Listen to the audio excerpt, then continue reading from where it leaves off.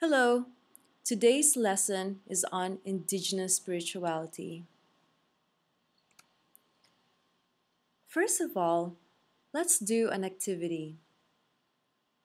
I'd like to ask you to go to a quiet place, if you can.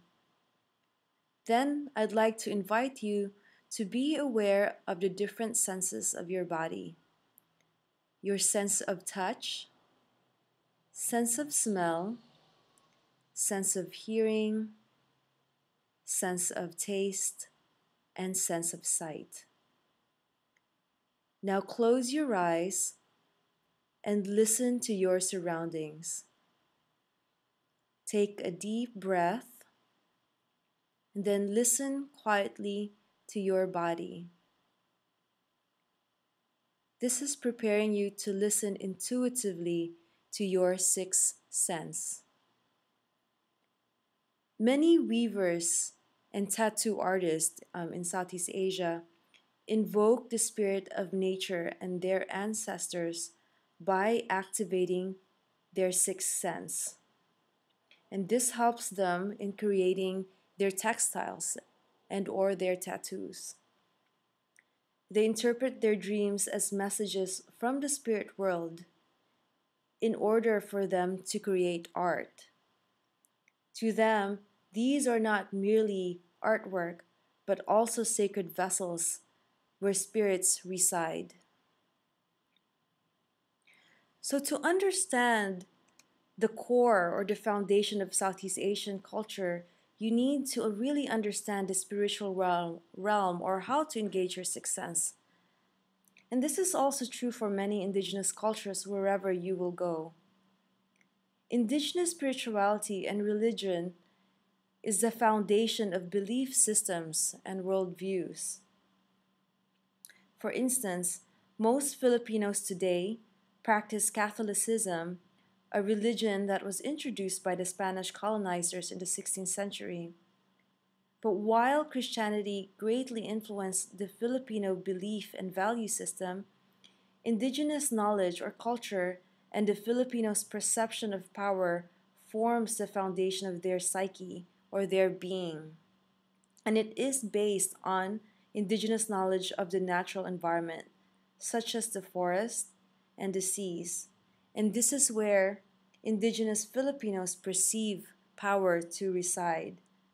And they consider it as a spiritual energy that can be found in inanimate objects as well as in living things. So the spirit world in Southeast Asian culture is really very strong and active, and it usually overlaps with daily life. So spirits must be respected, or else they can unleash their wrath through natural calamities such as hurricanes, droughts, earthquakes, and volcanic eruptions. And their happiness also ensures bountiful harvest. And this is particularly significant in the study of the Southeast Asian culture, particularly those who live in the Pacific Ring of Fire like Indonesia and the Philippines. And this is the Pacific Ring of Fire. Here's the Philippines and Indonesia. And the Hawaii is also part of the Pacific Ring of Fire. So this area in the Pacific Ocean is always frequented by large numbers of earthquakes and volcanic eruptions.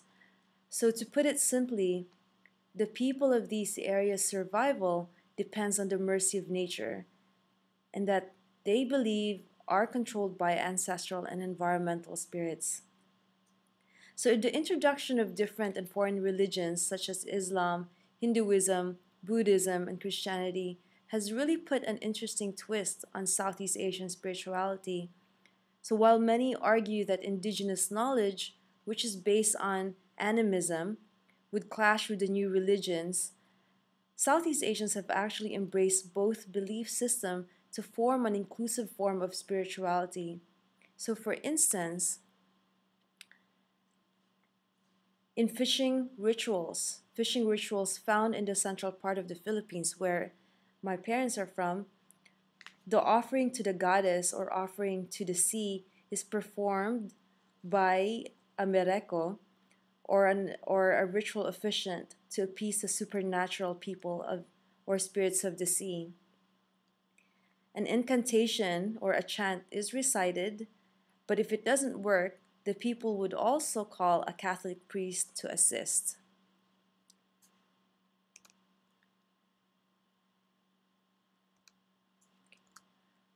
But in the mountainous regions of Mindanao or my island, there are people who solely believe in the Diwata or the indigenous God. I still do, but at the same time, I also believe in the Roman Catholic deities. These are the Tiboli people. And if you remember the the belt that I shared with you, this is actually that was made by the Tiboli people, and they're known for their jewelry and also their beautiful textiles. And later on, you will be watching a video on YouTube about the Tiboli, and you would see these are hand woven, and they also have mother of pearls. The beads are made of mother of pearls, and these blouses are handed down from one generation to the next. What they would usually do is take out all of the beadwork.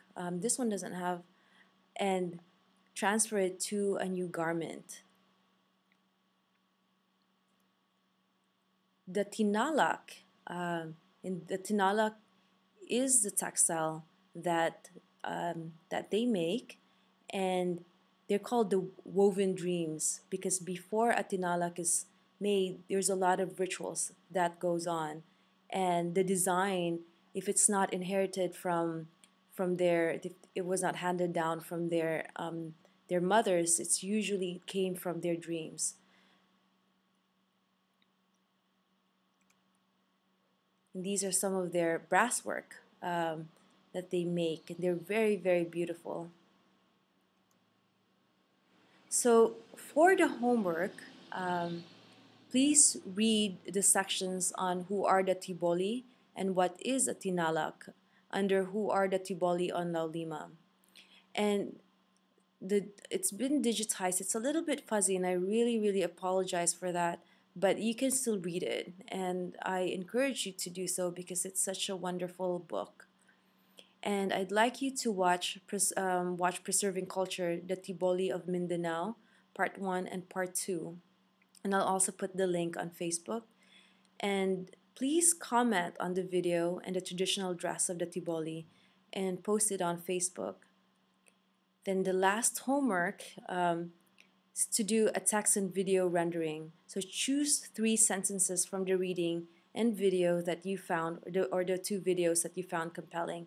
And you can include more sentences if you feel inspired to do so. Thank you.